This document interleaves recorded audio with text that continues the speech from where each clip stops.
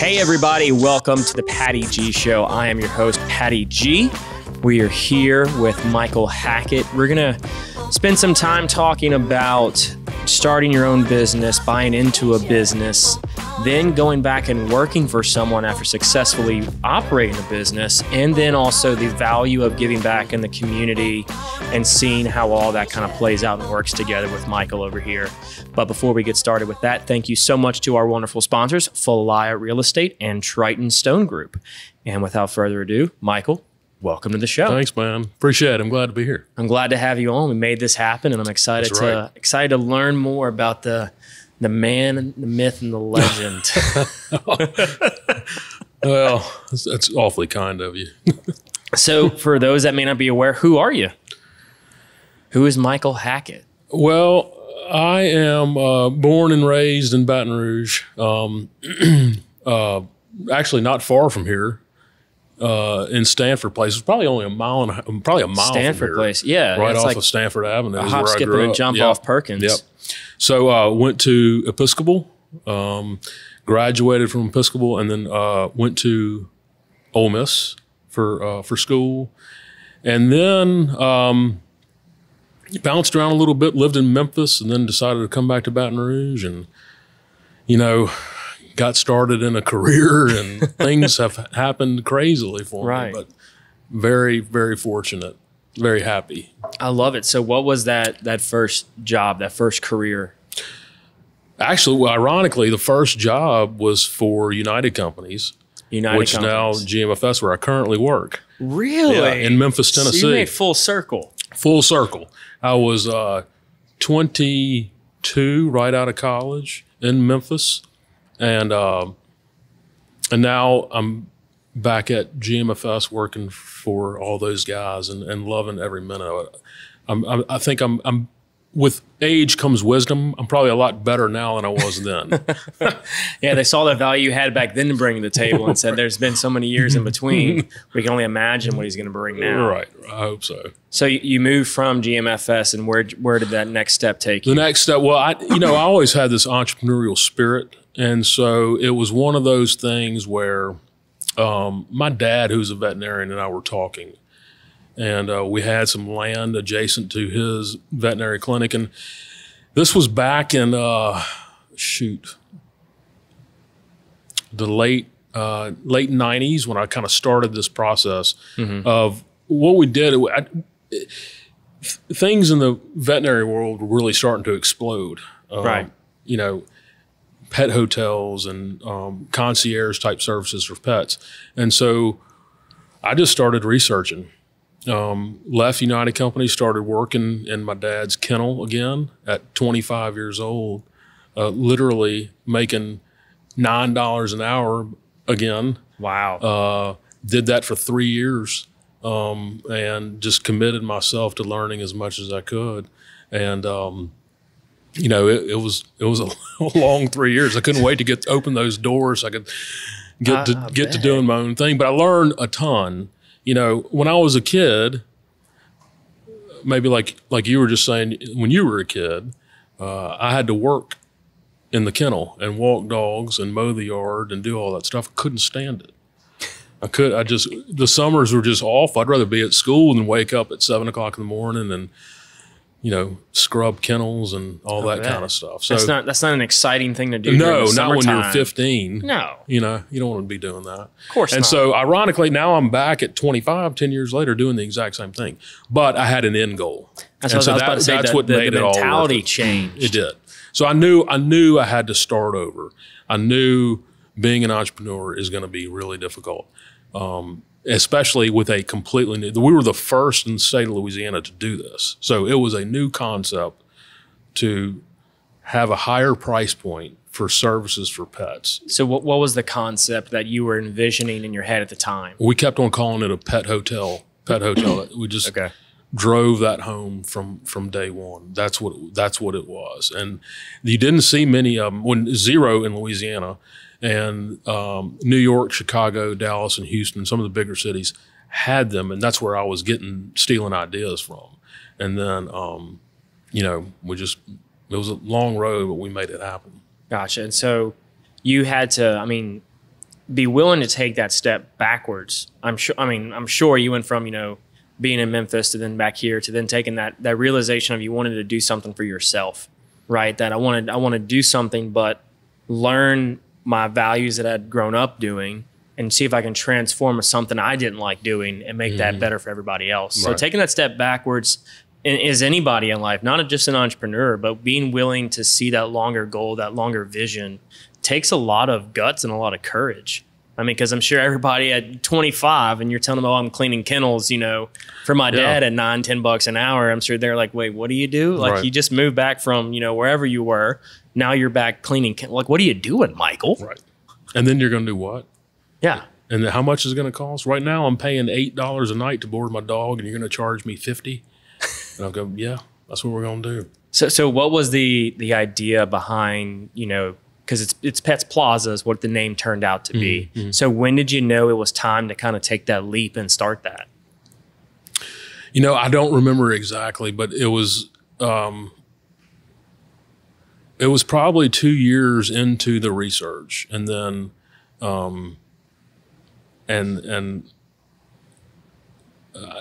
I don't remember exactly how it happened. What I do remember was September 11, 2001 was the day we poured the slab.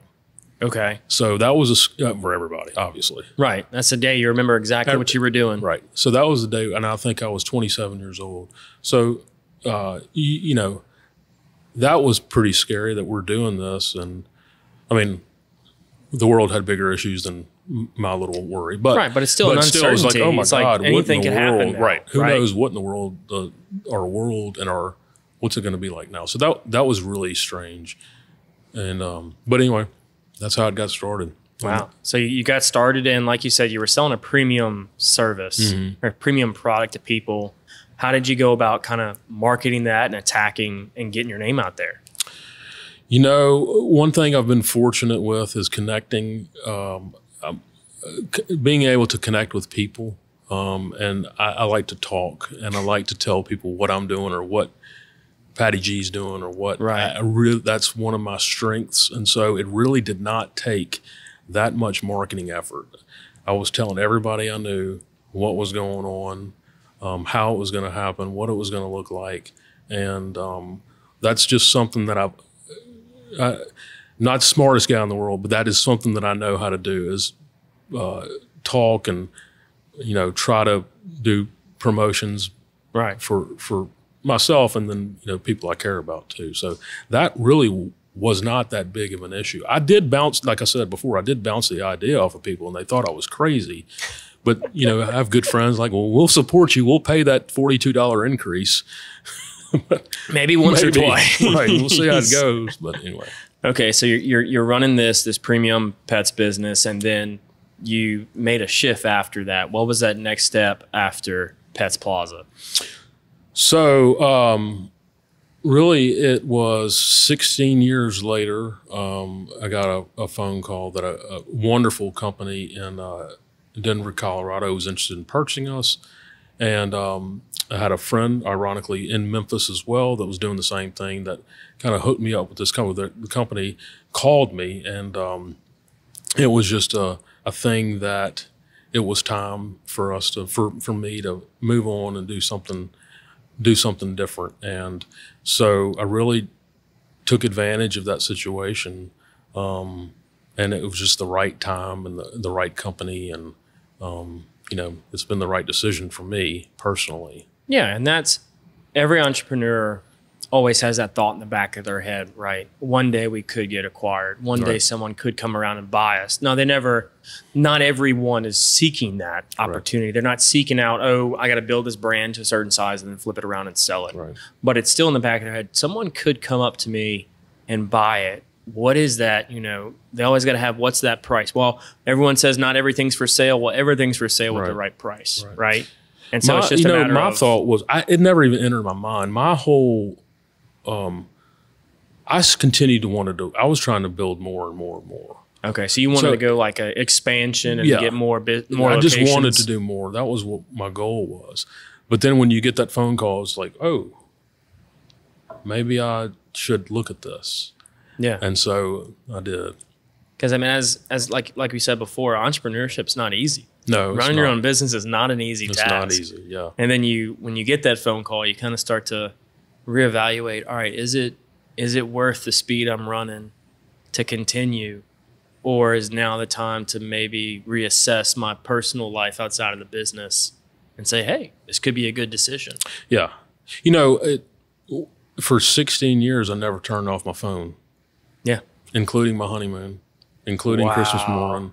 You know, it is, you know, you're responsible for people's babies, literally. And so, you know, I took that really very serious and, you know, did the best I could, obviously. But it was, once I started thinking about that, what does a July 4th look like now? It was intriguing. What does July 4th look like not answering the phone? Right.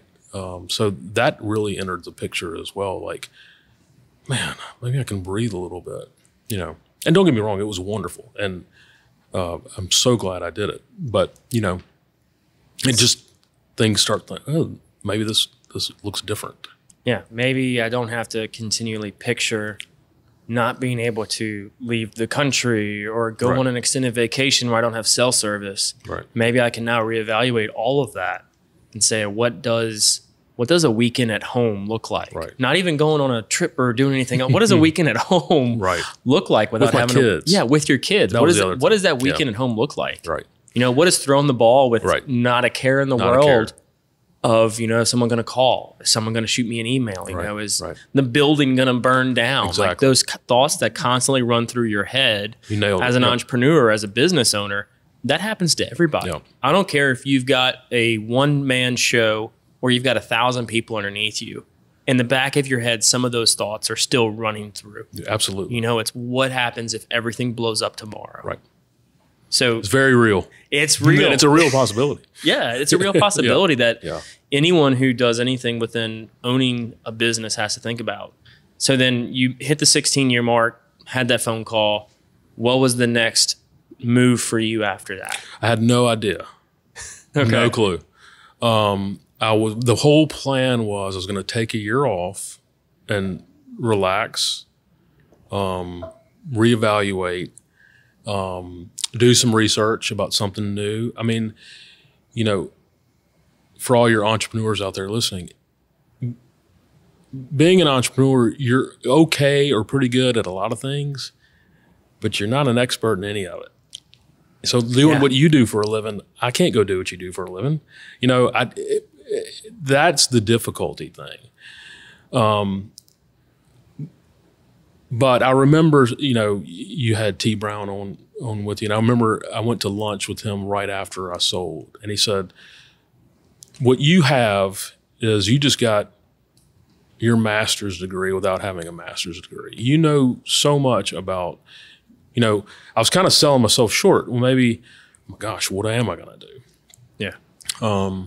And luckily I've, you know, since landed in the perfect role for me. But it was very confusing, but also I had some great advice for some people. They're like, just sit back and you earned it and sit there, and you said you're going to give yourself 12 months, take 12 months. And so that's really what I tried to do. Now, in the meantime, I mean, I went, I got a little bored, and I went and worked for Stephen Hightower when he opened up City Pork at LSU. I did that for him for about 3 or 4 months, and then I went and sold. You must have been really bored to go work in the restaurant industry. One of my best friends in the world was yelling at me because I wasn't doing my job right. No, I did that for a little while. I went and sold running shoes for Varsity Sports, which was great. And then also went to Maxwell's Market and became a butcher. Not a really good butcher, but a butcher. A butcher nonetheless. Right. I learned how to do some things, and that was great. And I was working 3 or 4 hours a day for a year. And in the meantime, I was just trying to figure out what the next step was. Wow. So you had a year of a break, but not completely off. Not completely off, yeah. Which I think is I know in my head, I could not fathom a concept where you're not working all the time. Right. Like, where you have a full year off, Right. you're not doing so much. And, it sounds like you had the same thing. You were like, oh, that sounds like a great idea. A week later, you're like, okay. Yeah, you kind of I got to get back to it. Well, it's that guilt factor too. It's everything wrapped, I got to get back to work. I got to figure out what the next step is. Yeah. And, and then it becomes that self-evaluation of what do I really want to do? Right. And that's hard for people to figure out, Yeah. But, Mark Cuban always said, Mark Cuban is the owner of the Dallas Mavericks. And this has always stuck with me. Don't follow your dreams, follow your efforts. So my dream is to be a guitar player in a rock band. Well, that's never going to happen. I mean, so why? It could. So my efforts are in connecting people and promotions and things like that, and PR and stuff like that. So that's what I started to think about, a lot. Yeah, because you could have a dream, but you may hate the process of accomplishing the dream. Right. And I think that's, that's perfect. Like, where do you want to spend 90% of your time? That's what you should chase. Right. You should find, okay, I enjoy, like you said, enjoy doing PR, enjoy connecting people. Then do that and take the time to figure out, is it really what you want to do? Right. And so you had this year of kind of, I guess, was it a finding yourself year, or was it a reinventing yourself year? Well, that's a good question. So for sure, it was a reinventing of myself. And that sounds like, I'm not trying to sounding grandiose. Well, yeah, but you spent 16 years doing something, and then you take a hard turn. Are people that were my customers, are they going to accept me whether I'm selling real estate or, whatever else I'm doing? I mean, that's really weird for people to wrap their heads around. Do they like you or the product? Right. And so it's kind of like, I don't know if you, did you listen to read the Matthew McConaughey book? It's really interesting. I have not. And one of the things that he said I related to, now grant, this is not me being grandiose, but I'd related to the fact when Matthew McConaughey was always known as the rom-com guy. And he said one day, I'm not doing it anymore. And so he got this call from one of his director producers, and it offered $5 million to do this rom-com. He's like, nope. And then it went up to $7.5 million. And he said, nope. It went up to $14.5 million to do another shirtless, beer-drinking guy running down the beach. And he said, I'm not doing it. And everybody thought, you're crazy. And his whole point was he was trying to reinvent himself. And so the phone didn't ring for 2 or 3 years. And he was worried. What can I continue to live this lifestyle? But then people started accepting the fact, and then he does like Dallas Buyers Club and all these serious roles. And now he's not the rom-com guy. He's a serious actor. Again, that sounds like not relating that to Michael Hackett. I'm just saying that I related that concept to that as a whole. Like, you need to take time off and figure out what you really want to do. Mm-hmm. And is there a spot for you? Yeah, I mean, I think so. I do recall now an interview he did where he told that story. But it's what a lot of people personally can kind of reflect on. Okay, I went to college for this. Do I have to do this? I went and worked in this career for 20 years. Do I have to maintain that for the next 20, or can I make a hard pivot and people still appreciate and want to work with me? Am I always going to be known for this one thing? Or will people know me for me and allow me to expand my reach and try something new? Yeah. Which clearly you did, because you're still here. You're still doing stuff. So what was that pivotal moment or that next move into something different? Well, there was 2 things that kind of coincided together. One thing was I decided on doing research for a franchise. I wanted to do some type of cool, healthy franchise. I went and looked, and I have a business partner who told me about what he was looking at, called Main Squeeze Juice Company, and I just fell in love with this brand. It is just a fun, organic, vegan, everything buzzword nowadays. It's it, and it's fun and it's cool, and so that was something that I could get in with a business partner. I knew after being an entrepreneur on my own, I didn't want to do it again by myself. Right. That was a big thing. It can be lonely. Yeah, entrepreneurs can get depressed and lonely very fast. Yeah. Because it's just you. You're the buck stops here. But there's also the flip side that some people can thrive on being the lone wolf, being the lone go-getter, and they want to do the next thing, and they're like, oh yeah, I will never do it with somebody else again. Or you get this where it's, no, I really need somebody. I needed somebody. Luckily, before I had my wife, but we're basically one part. I mean, you can't take it home with you. Mm-hmm. And then so I wanted somebody like there's this proverb that says, shared sorrow is half the sorrow. Shared joy is double the joy. Yeah. So that's the way I look at, I want to share something great with somebody and then not feel as bad when something goes wrong because I got somebody else to share that with. Yeah. And when you're an entrepreneur, I think sometimes you always feel the sorrow. But when I had joy or when I had success, I took it for granted and said, well, this is where I'm supposed to be. Well, this is what was supposed to happen. And that's really not the case. If you have winning moments, you really need to learn to pat yourself on the back, but keep on moving forward. And that's hard for entrepreneurs because you look at your pro forma and you say, oh, I'm still not there, or that's where I was supposed to be, Mm-hmm. And so that was one thing huge. I wanted somebody to share this with other than my wife. Right. It's like you said, there's some stuff you don't want to take back to the home because even though it is only half the sorrow, half the sorrow is still a lot of sorrow. That's right. You know, and it can be that lonely point when you have to take on all the sorrow all the time because people only see what you put out there. Right. Whatever you present to people, whether it be on media or off media in real life, there is only visible to them with what they see at that point in time. But for you, you're living it 24/7. Yeah. You're living that good, that bad, that ugly 24/7, whatever it is. Yeah. And you're not out there. As an entrepreneur, you don't want to constantly boast about a failure. I mean, what entrepreneur wants to say, oh, I did this, they talk about it once they've had success. Right. But going through it and saying, oh yeah, right now we're in the hole really bad. It's a really bad situation. Right. Someone's going to read that and say, oh, sorry. Right. Right. Those end up being the best stories when you come out. When you come out of it, it's awful. And during it, it's really tough to sit down and tell somebody, yeah, I'm struggling. Yeah. We've been in the hole for the last 6 months and I'm almost out of cash. Yeah.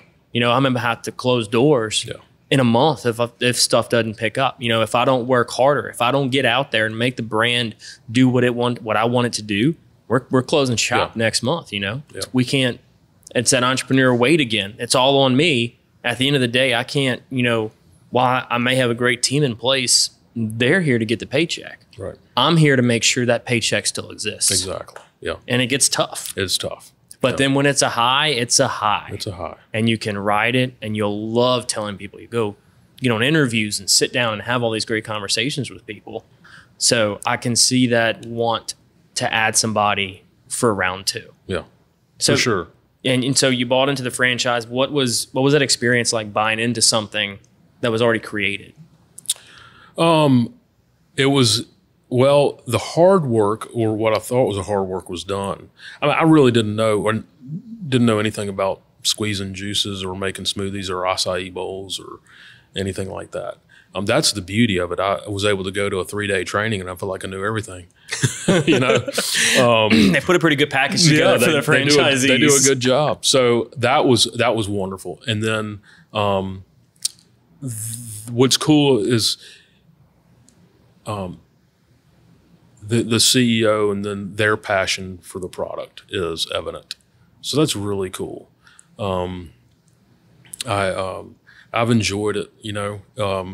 It is different. It's completely different than what I'm used to.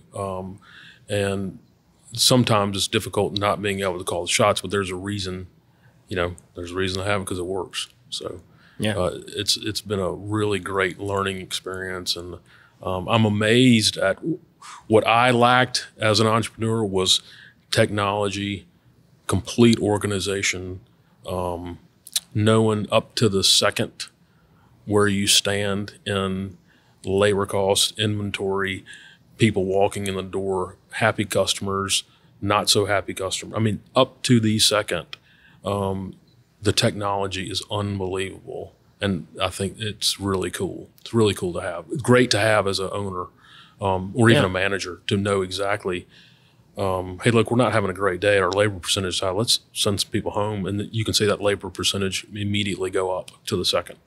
Right. Really cool stuff. Having access to that data when you need it most. I never had that. Huge. Yeah. And as a single owner entrepreneur, it's tough to get that if you don't even know about it, right? You know, if you don't even know this technology is available for relatively less than you may initially have thought. Right. You know, because it's, as an entrepreneur, you may think, oh, I got to get this great big tech, but these big corporations spend, you know, tens and thousands and twenties of thousands of dollars to make it happen. I was like, oh no, you could actually use some stuff for like a couple $100. Yeah. It's pretty cool. And it would make your day flow so much better. Yeah. And it's knowing that data, analyzing that data, able to push forward. Right. So you got into this. It's almost like, I feel like when you buy into a franchise, you get like a jump start of a business, right? Yeah. It's like you have all this stuff, this name, the recognition, this brand, this 3-day training, and it's all right, go and be fruitful, right? Yeah. So what was the first couple of days looking like? Was there ever a point you got to where you're like, oh, I don't have to be here every day? Yeah. Well, this is ironically at the time that we opened, that's when I was diagnosed with cancer. So I wasn't there every day. I wasn't there for a full year. And so that was a whole nother wrench in the system.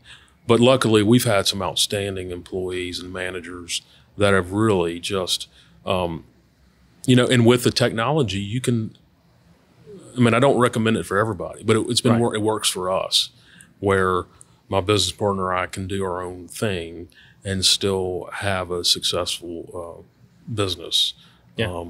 And we give our manager the ability and trust. And trust is a huge factor. And, you know, again, we're just really lucky. That's not the way I would recommend others, but we're just lucky with, you know, with what we have. Yeah. And so you had this really big wrench thrown into your plans. I don't think anybody ever anticipates anything medical suddenly coming up and just making that hard wall stop. How'd you get through all that? I don't, you know, well, you don't have a choice, you know? Yeah. What happened was that I had a colonoscopy and they found some irregularities. And so after that, a week later, I had what's called a colon resection, where they take it out, put it back together. And then they find out that I had stage 3 cancer because it had spread to lymph nodes. And so then you have chemo. So once the surgery is 6 weeks, and then the chemo is the hard part. At least it was for me. That you just don't feel like doing anything. Yeah. And it was it ended up being almost a full year. 7 months of chemo, 2 months of recovery, and then a little while after that. So almost a whole year before you kind of feeling back to normal. Wow. So. And so you come off of this recovery and you still have that business in place. Yeah. But even more so, you start having this urge to give back. For sure. I mean, that was the big thing. When you go through something like that, what you thought was important is just not that important. And then you see, especially in Baton Rouge, you see what the facilities like are here, in particular Mary Bird Perkins, where I was treated. I mean, I just can't say enough amazing things about how I was treated, how others were treated. It just goes on and on. And so I really wanted to get involved and try to help. I mean, it's, I tell people all the time that, when you're going through chemo, like I was telling you earlier, it really kind of messes with your head a little bit. At least it did mine. Right. Extremely emotional. just grateful and thankful. But for me, I kept a journal, and I've never kept a journal in my life. And so I read that journal a lot now because I do a lot of speaking for Mary Bird sometimes. And I would do anything to remember how emotional and spiritual I was back then as compared to today. I'm worrying about the same stuff I worried about 4 years ago that probably don't matter that much.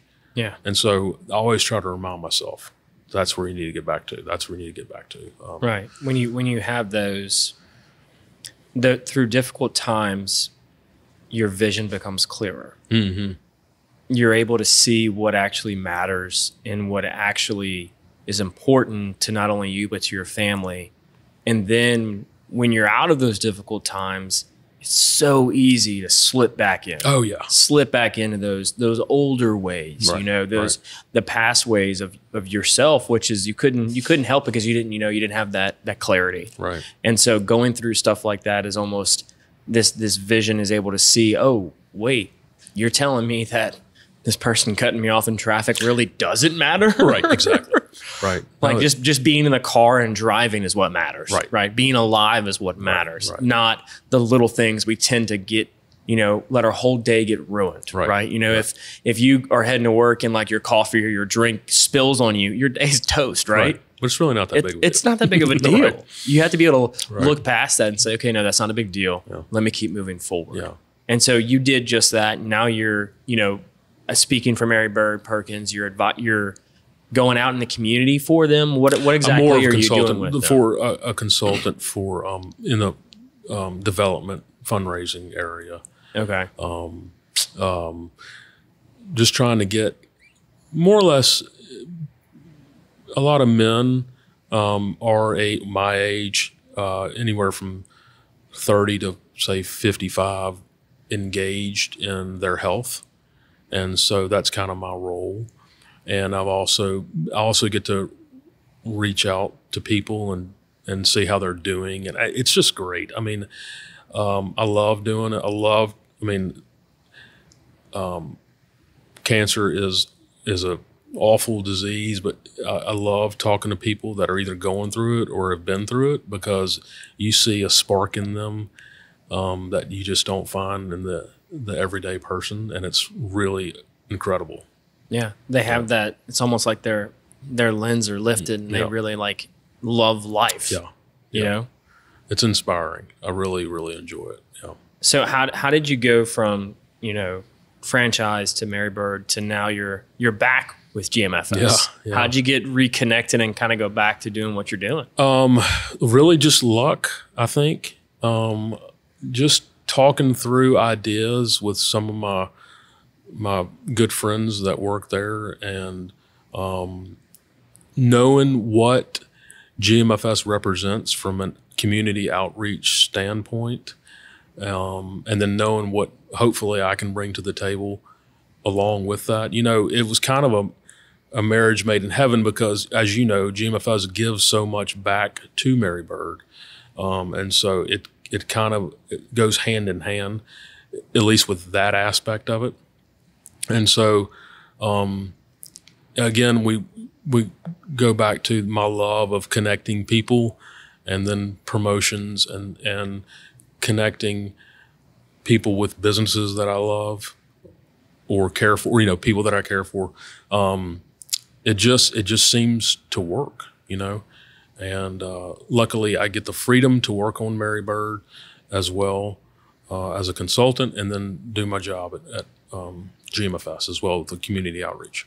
Yeah, because you're in a unique situation that is kind of almost like an ideal a post-entrepreneur or a post-business owner setup, right? You've got a business that you own as a franchisee, that you get that entrepreneurial spirit, but you also have the freedom outside of a 9-to-5 restriction to go and do consulting work for Mary Bird and do so many other things in the community that it almost feels a little bit free. And it's like that entrepreneurial drive is being met. Yeah. It's not being boxed in by, if T would have come to you and said, all right, Michael, we love what you're doing. You got to quit doing this. And you got to quit doing that. We need you here full time. Right. You know, that kind of probably would have been a different story. It is. And I think, you know, having a creative mind, it would be difficult for me to, I mean, I need that to kind of fuel me, to kind of keep me going and look around and see what's going on in the community without, you can't know what's going on in the community if you're in a cubicle all day. 100%. And so I really try to, you know, keep my ear to the ground and see what's going on, meet with people. There's so many people in Baton Rouge doing awesome things. And so, you know, it just starts with a conversation, which is, again, what I love to do. Having coffee with somebody and talking about what their ideas are for whether it's being an entrepreneur or helping people out. We need help here, you know? And you often, again, tend to find situations and problems you didn't even know existed. Right. You know, you may not even given a second thought to someone's problem until you sit down and have coffee with them and say, oh, we're struggling here. We need some help here. Yeah. You know, and it's being able to get people to be accepting and vulnerable in that manner and say, hey, what can I do to help? What do you need? Yeah, for sure. It's huge. It's huge. Yeah. And it's great. It's fun. I mean, for me, it's fun. Yeah. To be able to help. Which has now led to something that's kind of new and on the horizon. Well, it's here, it's happening, but it's not widely spoken about in a manner that it needs to be, which is with Clean Pelican. Right. So what is Clean Pelican? So Clean Pelican is a new 501c3 that we started recently. Luckily, so in my role as community development, outreach community development, I was starting to take notice of, I mean, like I said, I'm always looking around, see what's going on. I was starting to take notice of these ladies that started Keep Tigertown Beautiful, Jennifer Richardson and Glenda Pollard. And they were doing these trash pickups. And I was like, I gotta go. So one Sunday, I sent a Facebook message. I didn't have either one of their phone numbers. I said, what do y'all need? I can, you know, GMFS has given me the ability to get y'all some grabbers, some trash grabbers, some contractor bag. What do y'all need? So I brought some stuff out there. We met at Burden Lane on Essen. Not Burden Lane, Essen Lane, but it's Burden Manor. Okay. Right there by the interstate. And I just started picking up trash with these people. And it was an hour and a half of, believe it or not, it was fun. I got to meet a bunch of new people I never would have met. It was completely instant gratification. You're seeing what you're doing right there in front of you. People would stop, honk the horn, yell, thank you. Thank you. Who are you? Why are you doing this? And I was like, this is incredible.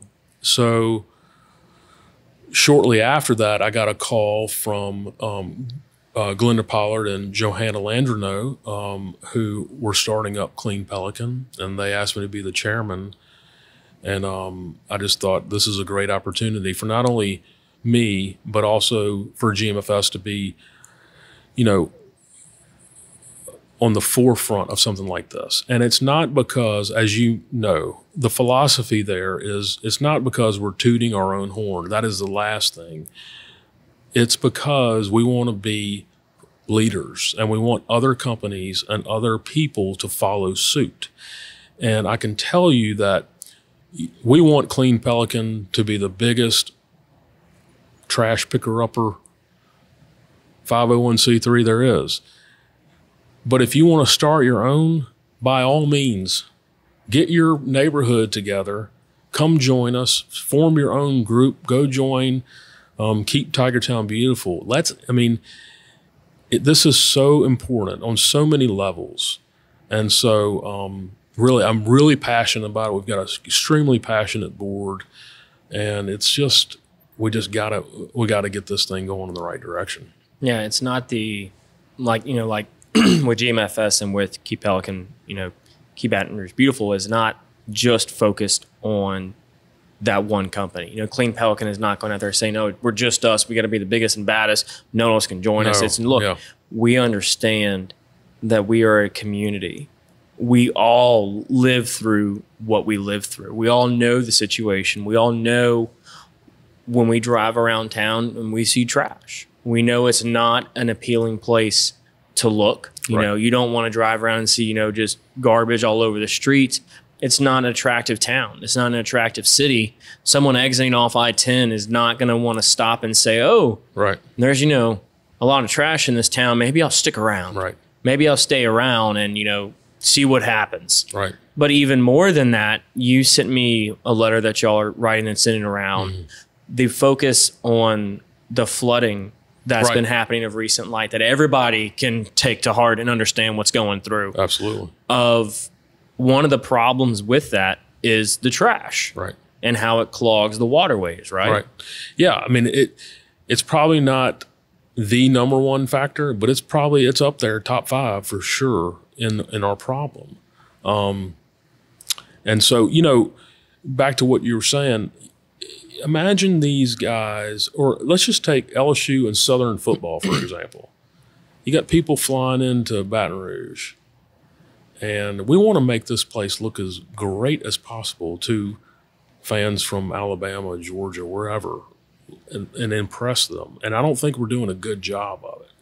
And so we need to look at ourselves in the mirror and figure out what we need. This is just one thing we can do, and it's so easy. It's so easy. It's so easy. Anyone can literally do it. Anybody can do it. You know, back to the Pets Plaza days, we were fortunate enough 15 years ago to be asked by the Baton Rouge Area Foundation to help start up dog rescue called Yelp BR.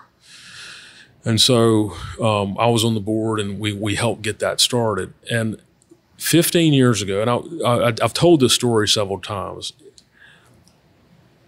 we had a huge stray dog population in Baton Rouge, huge. We did not treat our animals very well either. And what that group did, and Friends of the Animals, and there's several more, what all those groups did, it changed the culture on how we look at stray animals in Baton Rouge. And it did it in less than 10 years. And so right now, we do not have a stray animal problem. We have a wonderful shelter, which we didn't have back then. And it took all these people pushing in the same direction. And I know stray animals and litter are very different. I'm not comparing the two, but if you get enough people pushing in the right direction, I'm telling you, in 5 years, we can clean up Baton Rouge. We can make it pretty, but we got to stop dumping your McDonald's bag out the window. I mean, and then picking up where you see it needs. We need garbage cans everywhere. So that's kind of our role. Our slogan is love, not litter. We want, this is about loving your city, loving each other, all surrounded by a nasty thing called litter. And we're going to do it. Yeah, and it's community driven. It's focused on getting the growth as a community around it. Like you said, it's tough to tell someone, hey, start doing this, and in 5 years you'll see the benefits. Right? That's a hard sell. Right. That's a hard sell for anybody. Say, hey, do this for 5 years, and then you'll see something good. Right. That's true. It's it's hard enough as it is. Tell somebody, hey, work out for 6 months, and then you'll see improvement. That's why gym memberships go up in January and down in March. Right. It's hard to see and hard to sell. Keep doing this time and time again, and you're going to see micro strides. Right. You're going to see micro strides in the short term. But like you said, when you take a look back, great example with the stray animals. You take a look back at time. 10 years ago, nobody remembers it now because they're all accustomed to what it is today. Right. But if you talk to somebody who was active in it, they can list how many hours and days, weeks, years it took them to get it to where the point it's at now. It doesn't happen overnight. It reminds me so much of that. Because at the time when we started Yelp, we really thought we were the only people doing this. Well, 2 weeks later, there were all these organizations doing it. That's what you're going to see. Clean Pelican is what we're talking about now. I guarantee you in a month, there's going to be all of these other organizations, which is awesome. Yeah, that's what we want. Point. That's the point. But we just got to push in the right direction. And I mean, like you said, flooding, I mean, other than the way it looks, but flooding, I mean, we don't have a choice. Yeah. I mean, because you have to think about where that one piece of trash is going to end up, right? So, and I'm by no means am I an engineer or understand any of the drainage systems, but it's just common thought. If you drop a light piece of trash and then it rains, that piece of trash will float down the road and find the nearest exit, which are the drainage canals. And then they're going to end up in the drainage canals. And over time, it's going to be a compounding effect. You're going to have then one piece of trash, two pieces of trash, and then you're going to be thousands of pounds of trash floating through there, clogging the system up, which your letter lays out how clogged up some of the systems are and the need that is there. I mean, what was that photo that went viral in the community of the watershed? Yeah. It's crazy. It's like, it looks like a floating sea of plastic bottles. It's awful. Yeah. And so doing one step at a time, one day at a time, can enormously have an impact later on. But how do we go about and sell that? And, how do we sell to people, oh yeah, do one step a day and on 5 years we'll see a benefit. And look, there's people working on it. Marie Constantine, there's some other people that are working diligently, in the waterways that are really trying to get this right. We're just focused on the streets. In fact, Clean Pelican adopted where we are right now. We went through DOTD and adopted Perkins Road from Acadian to College. So on June 12th, we'll be out here parked, and we're going to have hopefully 30, 40, 50 people picking up trash. And that'll be a great start to our campaign, and we'll do it several times a month, not only here, but in other places. We went through DOTD because just of the rules and regulations and, things that we can follow. And we were all trained on their rules and stuff like that for safety. We want people to be safe. But you'll find, I would love for people to come with College Drive when the traffic's bad. Like I said, people are honking their horn, thanking you.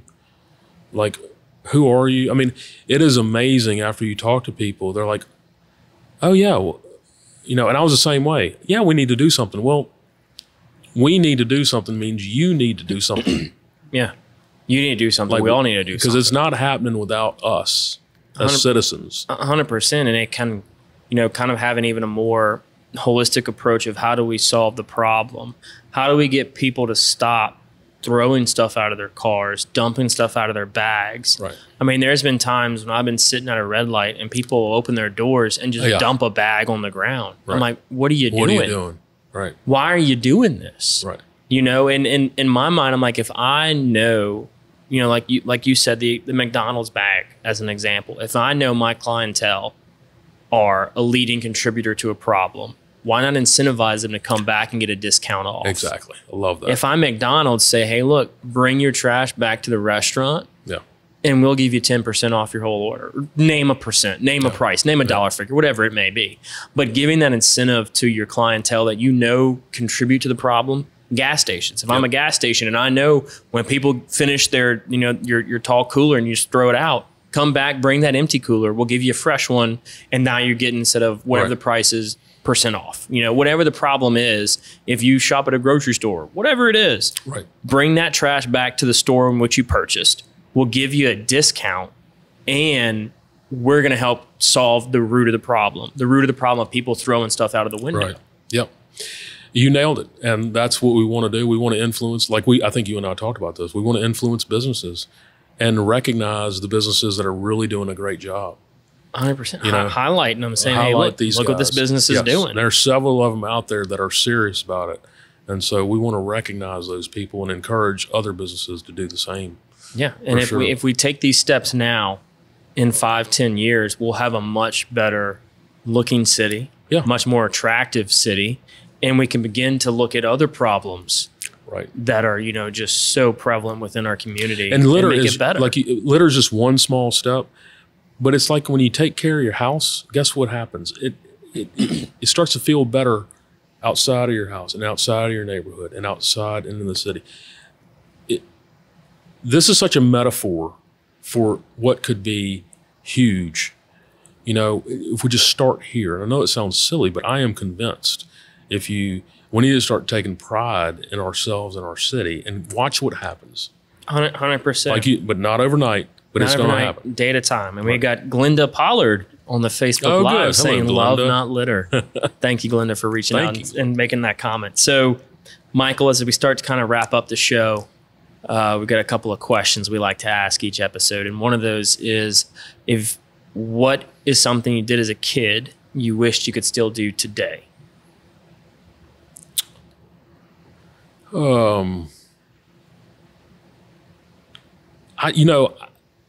Going to football games with my dad and my grandpa. Okay. That was, as a kid, walking out to Tiger Stadium, and then when you walk under the tunnel, this is before all the suites and all the fancy stuff.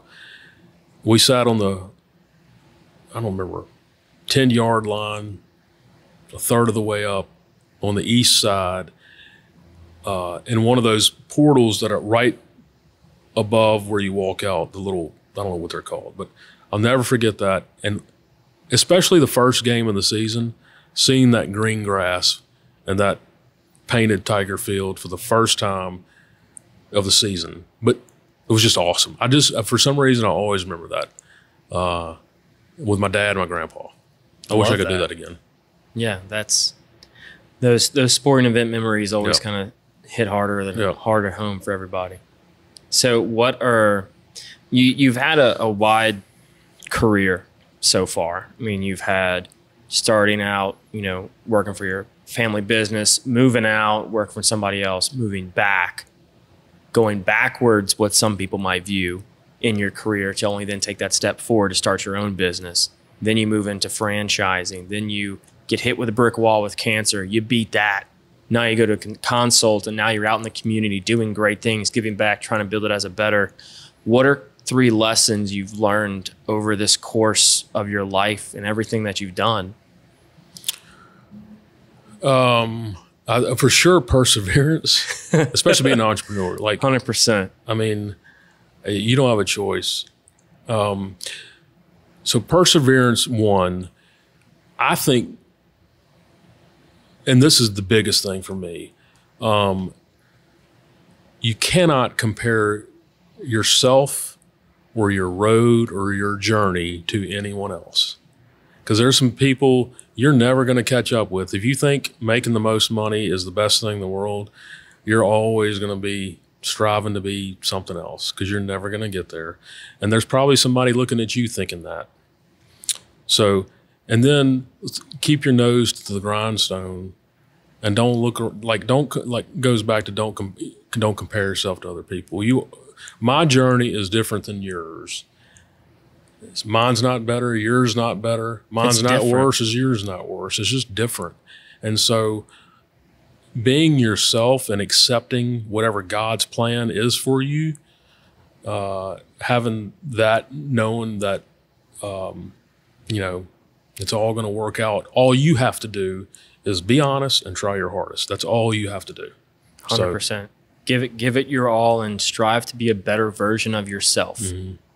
Don't try to, you phrase that perfectly. Don't try to be somebody else or be like somebody else because you'll never achieve it. Yep. You'll constantly be chasing that because as soon as you get that person, you want to be somebody else. Right. But if you constantly try to better evolve who you are than when you woke up this morning, if you can go to bed a better person than you woke up, to me, you're doing something right. Yeah.